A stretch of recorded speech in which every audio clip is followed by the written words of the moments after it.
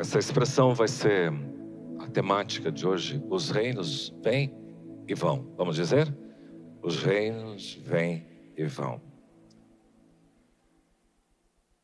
E você, Daniel, continue firme até o fim. Esse versículo, nesta versão, a linguagem de hoje, mostra para que esse profeta continuasse firme no seu propósito. Mas não serve só para Daniel, serve para mim, para você. E tema que estamos tratando nesse tempo de sermão expositivo no livro de Daniel é: continue firme até o fim. O livro de Daniel são 12 capítulos. Ele conta a história de Daniel, um jovem, adolescente jovem, que foi levado cativo para a Babilônia junto com seus 3 amigos. É interessante você conhecer a história deles, Ananias, Misael e Azarias. E lá eles se destacam. E você vai perceber que os 6 primeiros capítulos do livro de Daniel vão tratar da vida dele e dos seus amigos. Mas do capítulo 7 em diante, nós vamos encontrar no livro de Daniel algumas visões, algumas profecias. E o que o livro de Apocalipse é para o Novo Testamento, o livro de Daniel é para o Velho Testamento. É um livro profético. E às vezes a gente, por talvez comodismo, não se debruça muito nesses livros mais complexos. A gente gosta de Salmos. Nós nos deleitamos mais com Provérbios, mas o livro de Apocalipse e de Daniel são instrutivos e pedagógicos para nós. Nós já vimos aqui, no capítulo 1, que é importante você continuar firme até o fim, sabendo se colocar no mundo, sabendo se posicionar na Babilônia. Porque Daniel foi assim. Ele soube se posicionar lá, ele não abriu mão de princípios. É isso que você viu comigo no capítulo 1 de Daniel. No capítulo 3, o capítulo 2, hoje nós vamos fazer algum apanhado do capítulo 2, e já fizemos menção sobre o sonho que Nabucodonosor tem no capítulo 2. Agora, no capítulo 3, resistindo quando for provado, aqueles amigos que foram colocados na fornalha, e você como reage quando a prova vem. E aprendemos então como devemos nos posicionar quando as provas vierem. É isso que o capítulo 3 tratou. Capítulo 4, sabendo que com Deus não se brinca. Continue firme até o fim e cuidado muito com a sua postura. E nós vamos ver, tanto no capítulo 4 como no capítulo 5, 2 posicionamentos. O primeiro de Nabucodonosor, depois o de Belsazar, que eles foram levianos. O Nabucodonosor muito arrogante e o Senhor o humilhou. Então não brinque com Deus. E Belsazar também pegou os utensílios do templo e ele profanou, levou para uma festa profana. E enquanto eles estavam celebrando na festa, uma mão escreveu Mene, Mene, Tekel, Parsim. Os seus reino foi levado em conta e foste assado em falta, e agora você vai perder esse reino. A tradução sintetizada era essa. E por fim, o 6º capítulo foi tratado: continue firme até o fim, perseverando na oração. E aqui o exemplo de Daniel é fantástico, né? Uma pessoa sistematizada na oração.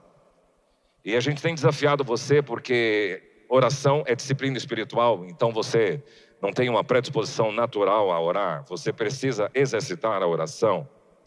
Agradeço a Deus pelo ministério de intercessão dessa igreja. Estava antes ali com um grupo muito bonito dentro do cenáculo. Eu quero desafiar você. Se você tem um chamado para interceder, por favor, participe da torre de oração, participe desse tempo antes dos cultos, 30 minutos antes. Nós estamos ali, tem um grupo, hoje tem um grupo muito bonito, buscando a Deus para que o Senhor fale ao seu coração nesta manhã e nos credencie. Então, perseverando na oração, você vai continuar até o fim, sempre orando em todo o tempo. E Daniel então registra que esse cativeiro babilônico aconteceu por causa da infidelidade do povo. Jeremias dissera: povo, vocês têm que mudar a conduta, mudar a postura, e esse povo resolveu não mudar. E porquanto Deus usa uma nação inimiga, a Babilônia, para ser instrumento de juízo para o seu povo, e leva. E na Babilônia eles permaneceram por 70 anos. Daniel foi adolescente e ele morre por lá, porque não diz do retorno dele. Só depois para o rei Ciro que dá uma liberação, e aí entra a história de Esdras e Neemias, e você pode acompanhar. as escrituras bíblicas. Se você gosta de história e vai um pouquinho aguçar a sua ideia, nós temos esses impérios importantes: assírio, babilônico, medo-persa, grego e o romano. Então, você pode, nesses períodos antes de Cristo, 900 a 612, assírio, babilônico, 605 a 539, medo-persa 539 até 331 a.C., grego 331 a 168, e daqui, desde 68 até 400 e pouco, foi o Império Romano, depois de Cristo. E é interessante você ter situação histórica para aprender. Porque hoje você está vivendo num momento histórico e às vezes a gente não tem muita clareza sobre isso. O que acontece no nosso cenário geopolítico, no mundo? O que acontece no cenário político brasileiro? O que acontece na nossa nação em termos de política e de justiça e tudo que vocês estão vendo, e Estados Unidos e Rússia e China? Então eu creio que isso vai despertar você a buscar mais discernimento para entender um pouco o cenário geopolítico. Quero convidar você a abrir, portanto, a sua Bíblia em Daniel 7, e nós vamos dar uma olhada nesse texto, e tem algumas linguagens aí diferentes, e eu espero que você preste atenção para ver se a gente consegue tirar lições práticas para a nossa vida. O texto bíblico diz assim: no primeiro ano de Belsazar, rei da Babilônia, teve Daniel um sonho, visões ante seus olhos. Quando estava no seu leito, escreveu logo o sonho e relatou a suma de todas as coisas. Falou Daniel e disse: eu estava olhando durante a minha visão da noite, e eis que os 4 ventos do céu agitavam o mar grande. 4 animais grandes, diferentes uns dos outros, subiam do mar. O primeiro era como leão e tinha asas de águia. Enquanto eu olhava, foram-lhe arrancadas as asas. Foi levantado da terra e posto em 2 pés como homem. E lhe foi dada a mente de homem. Continuei olhando, e eis aqui o segundo animal, semelhante a um urso, o qual se levantou sobre um dos seus lados. Na boca, entre os dentes, trazia 3 costelas. E lhe diziam: levanta-te e devora muita carne. Depois disso, continuei olhando, eis aqui outro, semelhante a um leopardo, e tinha nas costas 4 asas de ave. Tinha também este animal 4 cabeças, e foi-lhe dado domínio. Depois disso eu continuava olhando nas visões da noite, e eis aqui o 4º animal, terrível, espantoso e sobremodo forte, o qual tinha grandes dentes de ferro. Ele devorava e fazia em pedaços e pisava aos pés o que sobejava. Era diferente de todos os animais que apareceram antes dele, e tinha 10 chifres. Estando eu a observar os chifres, eis que entre eles subiu outro pequeno, diante do qual 3 dos primeiros chifres foram arrancados. E eis que neste chifre havia olhos como os de homem, e uma boca que falava com insolência. Continuei olhando, até que foram postos uns tronos, e o ancião de dia se assentou. Sua veste era branca como a neve, e os cabelos da cabeça como a pura lã. E o seu trono eram chamas de fogo, e suas rodas eram fogo ardente. Um rio de fogo, uma nave, saía de diante dele. Milhares de milhares o serviam, e miríades de miríades estavam diante dele. Assentou-se o tribunal, e se abriram os livros. Então estive olhando por causa da voz das insolentes palavras que o chifre proferia. Estive olhando e vi que o animal foi morto, e o seu corpo desfeito e entregue para ser queimado. Quanto aos outros animais, foi-lhes tirado o domínio. Todavia foi-lhes dada a prolongação de vida por um prazo e um tempo. Eu estava olhando nas minhas visões da noite, e eis que vinha com as nuvens do céu um como o filho do homem, e dirigiu-se ao ancião de dias, e o fizeram chegar até ele. Foi-lhe dado domínio e glória e o reino, para que os povos, nações e homens de todas as línguas o servissem. E o seu domínio é domínio eterno, que não passará, e o seu reino jamais será destruído. Quanto a mim, Daniel, o meu espírito foi alarmado dentro de mim, e as visões da minha cabeça me perturbaram. Cheguei-me a um dos que estavam perto e lhe pedi a verdade acerca de tudo isto. Assim ele me disse e me fez saber a interpretação das coisas. Esses grandes animais, que são 4 reis, que se levantarão da terra. Mas os santos do Altíssimo receberão o reino e o possuirão para todo sempre, de eternidade em eternidade. Então tive desejo de conhecer a verdade a respeito do 4º animal, que era diferente de todos os outros, muito terrível, cujos dentes eram de ferro, cujas unhas eram de bronze, que devorava, fazia em pedaços e pisava os pés o que sobejava.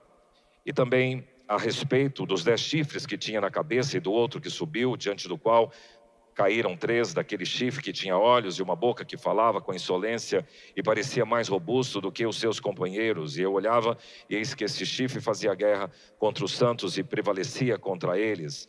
Até que veio o ancião de dias e fez justiça aos santos do Altíssimo. E veio o tempo em que os santos possuíram o reino.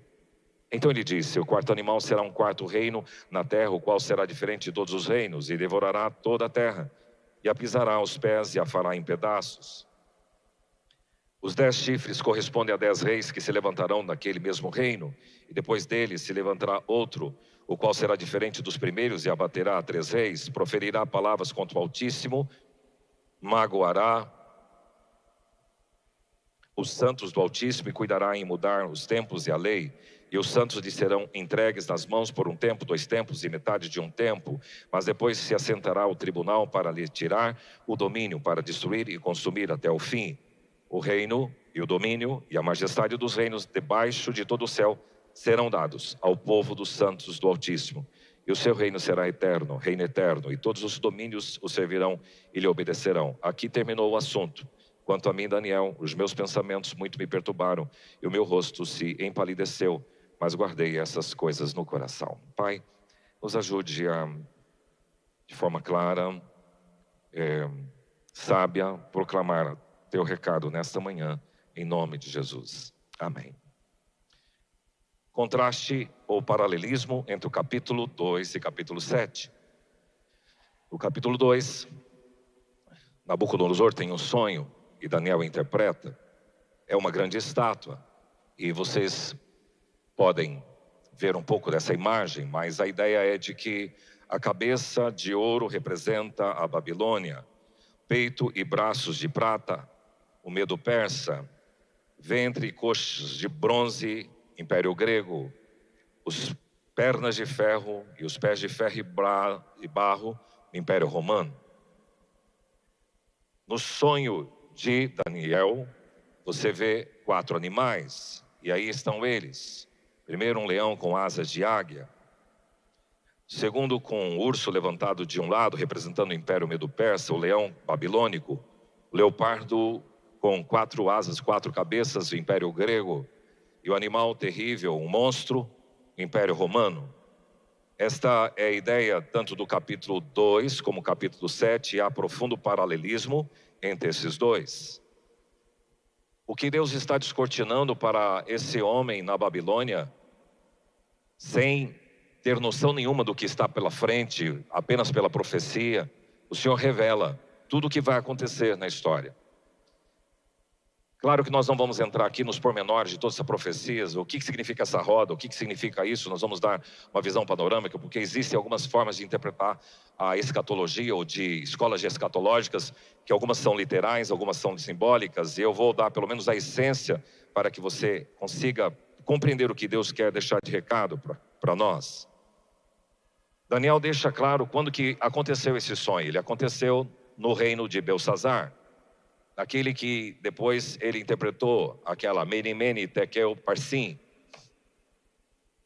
Mas esse texto mostra que Daniel tinha uma profunda comunhão com o Senhor, porque ele estava buscando em oração e o Senhor lhe deu essa visão. E eu gostaria que você tivesse aberto sempre: Deus, me traz direção, me traz orientações, me fala à noite, me inspira canções, me inspira os teus ditos, me dá profecias, me dá sonhos. A igreja precisa buscar ao Senhor, e Daniel era alguém bem aberto para isso, e que o Senhor levante neste lugar também gente que possa ter essa visão, discernimento, e palavra profética, sabedoria e de conhecimento.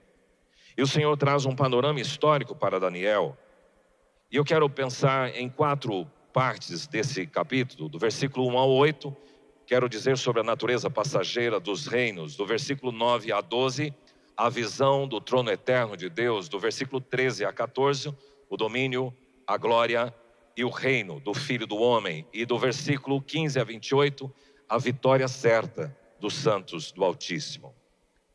Veja comigo sobre a natureza passageira dos reinos. Nós vemos isso nos versículos 1 ao 8. 4 ventos agitam o grande mar. A possibilidade aqui é que seja o mar Mediterrâneo. E em alguns outros textos bíblicos se usa essa expressão mar grande, mar Mediterrâneo, grande mar. Mas também pode simbolicamente, para aqueles que interpretam simbolicamente, dar a ideia de uma humanidade agitada, uma humanidade perturbada, e as nações em conflitos, o mar agitado, o mar revolto. E desse mar emerge 4 animais. E esses 4 animais, representando esses impérios, e é interessante, primeiro, por exemplo, o leão com asas de águia. O leão é um dos animais muito comum no reino da Babilônia. Tanto é que, quem é que foi jogado na cova dos leões? Daniel. Então, era algo comum para eles ter esse animal simbolizando o Império Romano. Agora, é interessante que interpretar esse texto, as asas arrancadas desse leão, dá para entender que o Nabucodonosor, ele teve o seu reino tirado dele mesmo, e ele foi um período pastar, literalmente pastar. Ele ficou no reino animal, depois o Senhor o restaura. Então, essa ideia de simbolizar a humilhação de Nabucodonosor, quando foi tirada as asas dele, e depois recebeu a mente de homem, ele voltou a ter o bom senso, e tudo isso talvez seja uma interpretação plausível sobre este leão com as asas arrancadas e que depois recebe a mente de homem. E ele foi humanizado e restaurou o poder.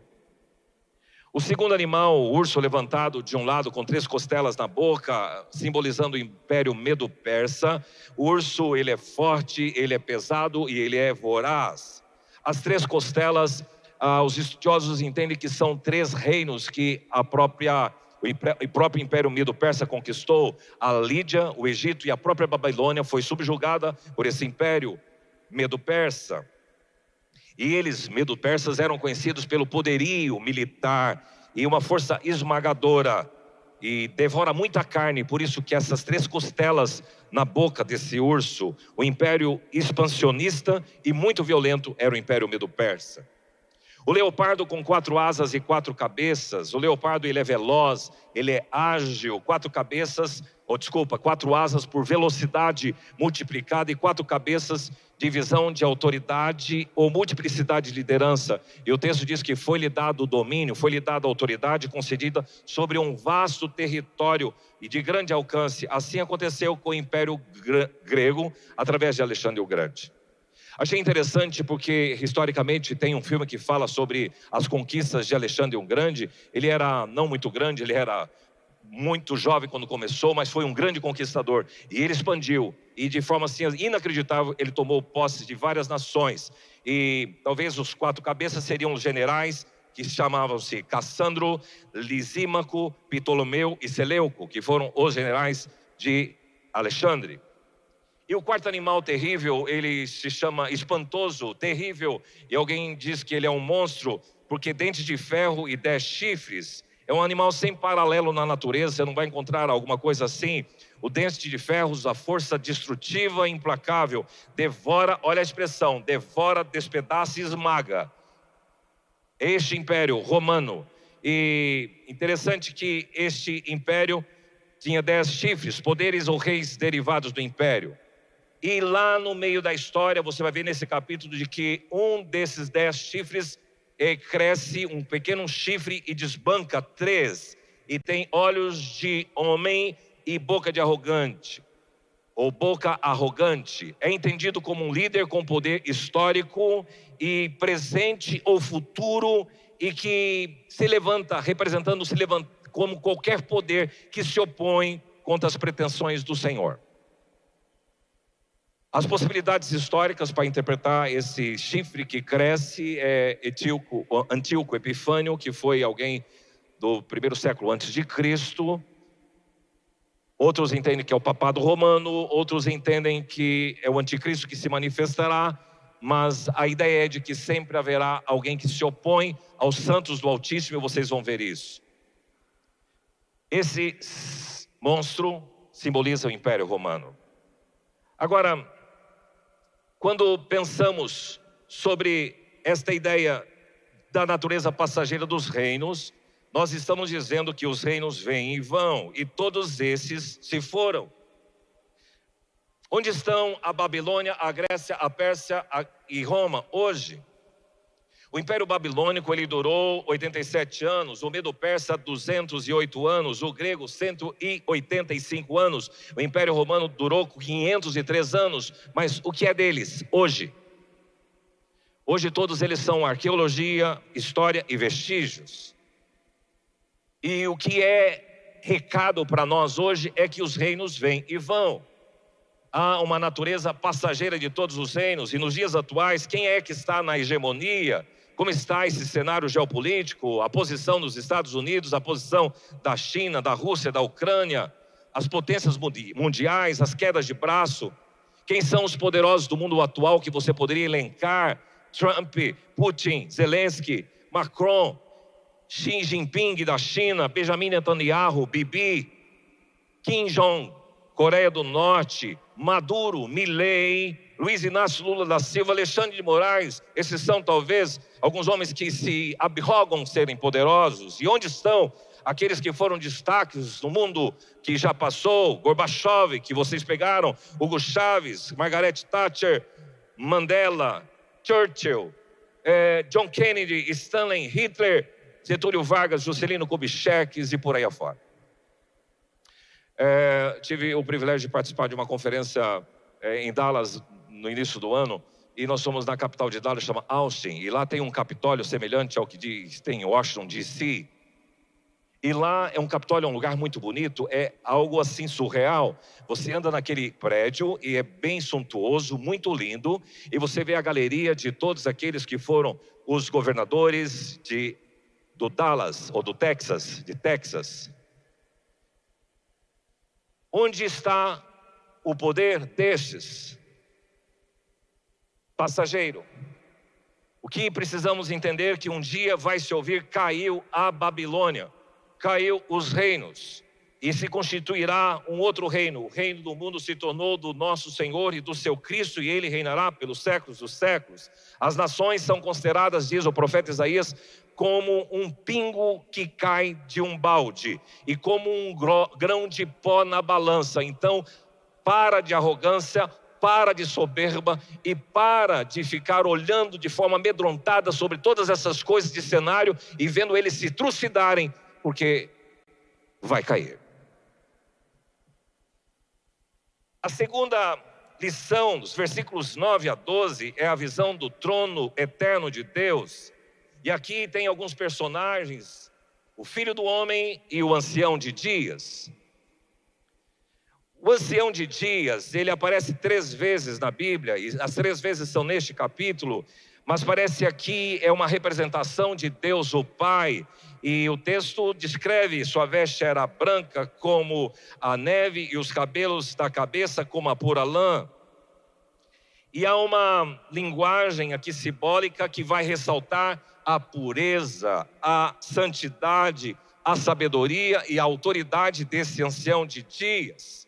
E há uma conexão profunda entre esse ancião de dias e o Filho do Homem, porque o próprio livro de Apocalipse, quando descreve o Filho do Homem, que é Jesus, Apocalipse 1,14, a sua cabeça e cabelos eram brancos como a lã branca, como a neve, e os olhos como a chama de fogo. Então há uma visão bem atrelada entre o ancião de dias, o Deus Pai, e este Filho do Homem, com a mesma descrição.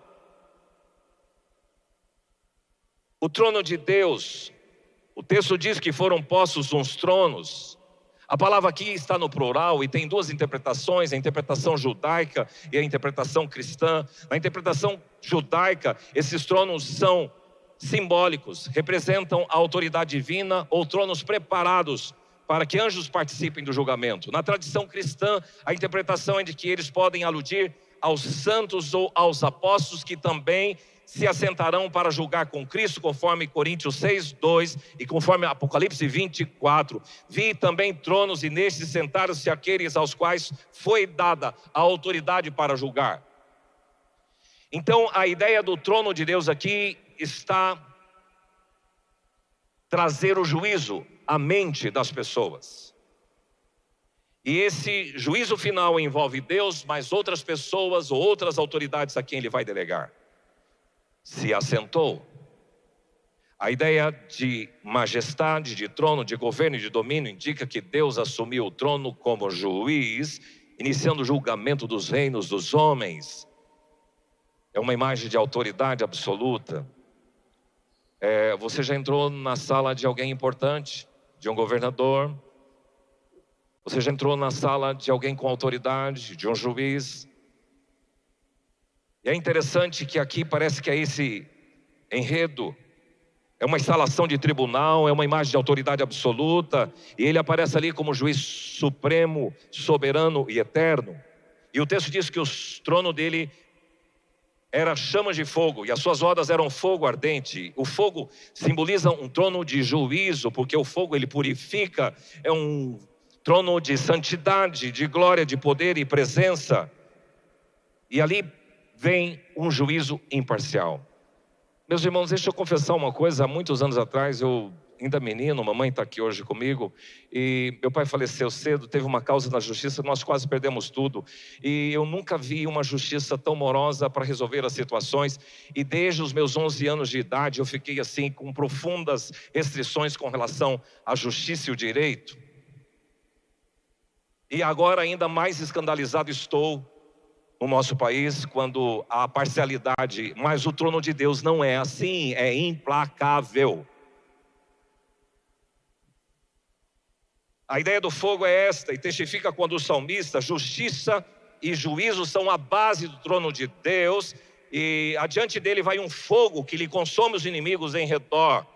Então é importante você saber que Deus reina acima das feras da história, e mesmo em tempos de caos, de opressão, de desgoverno, olhem e contemplem e aguardem o reino de Deus. Vai passar, todos esses que estão no poder vão cair, e o reino de Deus prevalecerá. Então pare de olhar para si, pare de olhar para as circunstâncias, pare de olhar e esperar dos poderosos, olhe para o trono do reino de Deus. O versículo 11 diz: e vi que o animal foi morto e o seu corpo desfeito e entregue para ser queimado. E aqui nós temos assim a definição que todo poder arrogante, todo poder humano será derrotado. O reino de Deus triunfará sobre todo o mal, e o julgamento é certo para os que se opõem a ele. Às vezes a gente até pensa que está demorando, mas o reino de Deus não destrói imediatamente tudo que é terreno. Ele atua progressivamente, até que toda autoridade esteja sujeita a ele. Avança com paciência e com soberania, até que toda a terra seja sujeita ao seu governo. Daniel, continue firme até o fim. Vemos reinos que se passam e aguardam o reino eterno. Porque os reinos vão passar, e você fixe os seus olhos no trono eterno de Deus. Terceiro, o domínio, a glória e o reino do Filho do Homem. E aqui você vai ver no versículos 13 a 14, a expressão Filho do Homem. Essa expressão aqui tem a ver com Jesus, é um título messiânico de Jesus, e você vai encontrar no Novo Testamento 80 vezes essa expressão, Jesus como Filho do Homem. Ancião de dias, o Deus, o Pai, que concede o trono, e agora o Filho do Homem aparece. O retorno glorioso de Jesus Cristo como Rei. E ele não é apenas um ser humano, ele parece como homem, mas participa da glória divina. E aqui algumas coisas sobre esse domínio, poder e glória do Filho do Homem. Ele vem. O versículo 13, estava olhando nas minhas visões da noite, e eis que vinha com as nuvens do céu, como Filho do Homem. Ele vem. Isso testifica com o sermão profético de Jesus, 24:30, então aparecerá no sinal no céu do Filho do Homem, todos os povos da terra se lamentarão e verão o Filho do Homem vindo sobre as nuvens. O Filho do Homem vem. Aprenda a contemplar, aprenda a guardar, a olhar os céus e Maranata, vem. O Filho do Homem será entronizado, versículo 13, e dirigiu-se ao ancião de dias e o fizeram chegar até ele. Então é como na conquista de Jesus, quando ele ressuscitou dentre os mortos, e o texto de Filipenses descreve isso, ele subiu e o Senhor o deu a mais alta honra, para que todos os nomes se curvam diante do nome de Jesus. Então o Pai agora lhe conferiu autoridade de juiz. Interessante que muitos nesse mundo estão ávidos por poder, querem a qualquer custo, não largam o poder. No reino dos céus, o poder não é conquistado, ele é delegado. pelo Rei dos Reis, Senhor dos Senhores. Jesus recebeu essa delegação. E aqui dirigiu-se ao ancião de dias e o fizera chegar até ele a uma entronização solene do Filho do Homem, a um pleno acordo do Filho do Homem com o ancião de dias. Ele não é inimigo de Deus como os outros poderes terrenos, mas representante legítimo desse reino. E o reino do Filho do Homem é um reino outorgado, delegado, legítimo, justo e eterno. Muitas pessoas querem se manter no poder na avidez. Por isso que a gente sofre no mundo assim. O Filho do Homem será revestido de autoridade. O texto diz domínio, glória e reino. Governo absoluto e supremo significa domínio. Glória, honra divina, majestade que atrai a reverência, e reino, um povo, um território, uma estrutura sob o seu senhorio. E esse Filho do Homem terá um reino universal. Versículo 14, para que os povos, nações e homens de todas as línguas o servissem. O seu domínio é domínio eterno, que não passará, e o seu reino jamais será destruído. Um reino universal e um reino eterno. Muita gente de todos os povos, línguas e nações servindo ao Deus vivo. Reino eterno, sem fim, sem sucessores, inabalável. Não sofre decadência ou derrota. Estou com medo disso, e agora? O que vai acontecer? Não, não é assim o reino de Deus.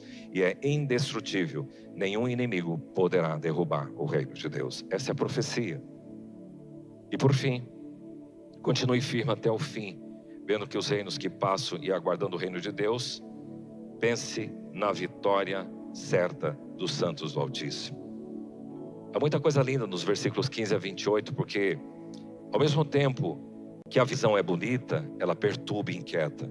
E Davi diz, eu me senti perturbado com tudo isso que eu vi. Mas ela traz essa visão, uma esperança. A notícia é boa lá no fim. O veredito é bom. Os reinos opressores têm os seus dias contados. É tudo isso que você vai ver aí.